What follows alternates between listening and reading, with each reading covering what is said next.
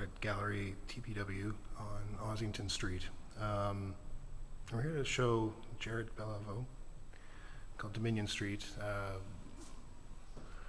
This show is a photo essay on his mom who underwent chemotherapy for cancer, obviously. Well, it's also a sort of photo chronicle of his family that apparently he started before his mom was diagnosed, which is relevant, I think. Yeah, of course. Yeah, it's very relevant.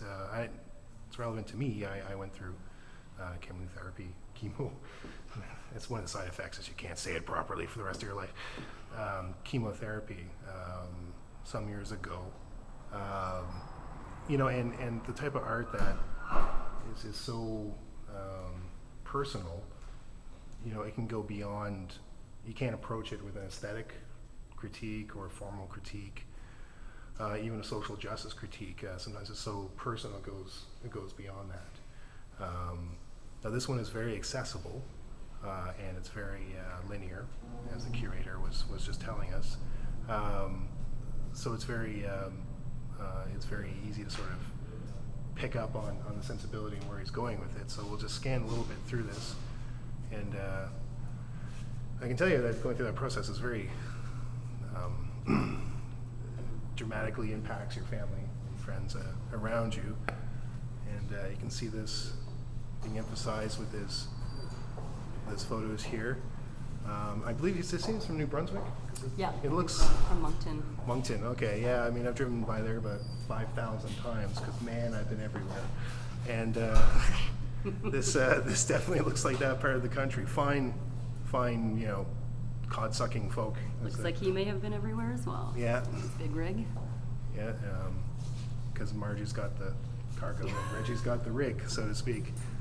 But I mean, we all know these people, or we think we do. Everyone's dealing with things their own way. There's a lot of contemplative feel and imagery to this. Frenchie's is a very famous East Coast secondhand discount clothing store. Yep. Okay, I don't recognize it. Yeah, need a jacket? Head on over to Frenchie's. Yep, some good, as they would say in the valley. More of the Village de Valeur. Ooh la la. Mid-country kind of secondhand offering. Yeah, again, we're getting very, these don't really feel staged. I mean, I get the feeling he took like 10,000 photographs, and he's really picking out the ones that tell the best story. These don't seem contrived to me. They seem elegant, and they do seem like a lot of them could have been like, hey mom, go there and do this. But it doesn't, it's not a problem. This is just really well thought out. I'm getting the sense. So, yes, the hair. This was definitely the part for me that was, and the doctor was saying it's very exciting for a lot of chemotherapy patients is when you start losing your hair because something's actually happening. You can really see, yeah. So is that, you think that's an indication that the chemo is actually working and that that chemo, being cured or in the process That's right. of being You know cured? that internal parts of your body are being killed. So it's very exciting. That, I guess, is the younger brother. They're all dealing with this. The scene coming up here is the one that freaked me out. Looking at it, the young man is by a toilet bowl of sick. And at first I thought he was looking at his mom's puke, but no, I think he's just getting trashed. I think that's part of the process. Yeah, that looks suspiciously like a bottle of Jack Daniels. Yes, it does. And that is what happens when young men drink in attics. James was like 2 or 3 when I was sick, and but I'm sure if he was this age, he would have been puking in toilets as well. Absolutely. So it's your fault, Dad. I wouldn't have blamed him. I would have been puking there right beside him.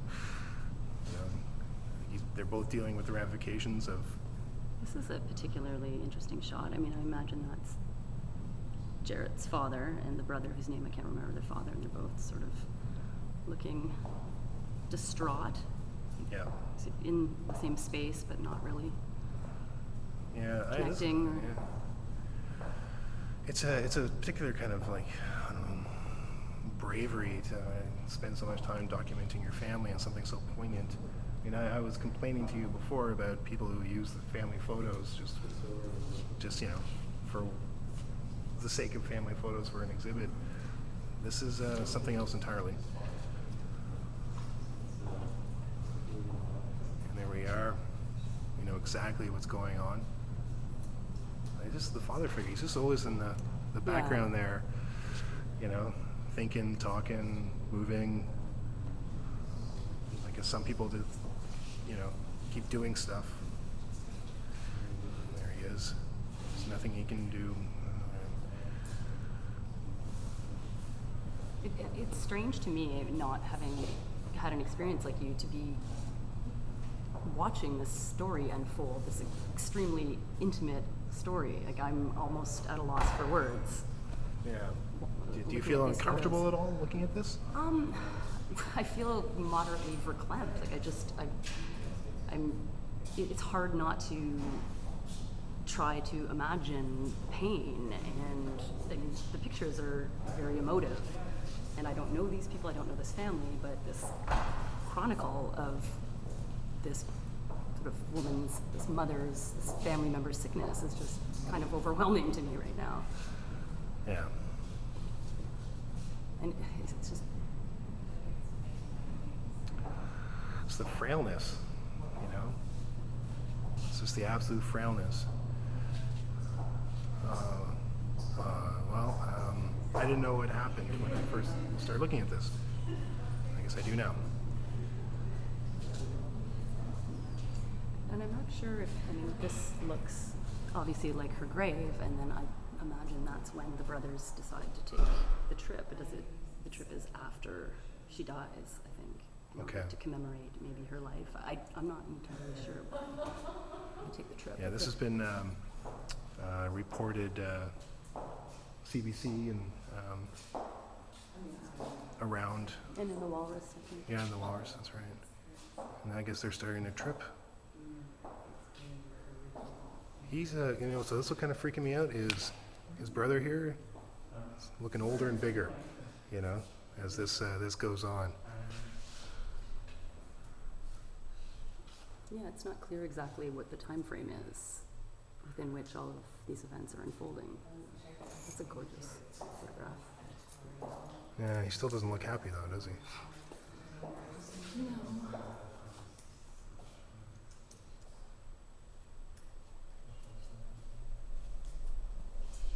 Yeah, he was definitely a boy at the beginning of this.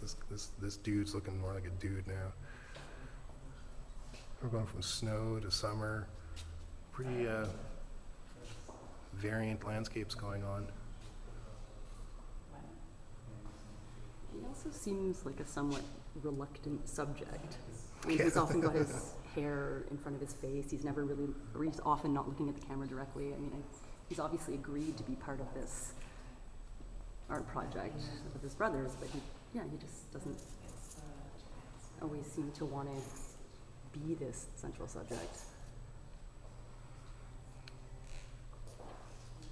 I think sometimes when you're going through grief, you just need some sort of direction or project or something to do.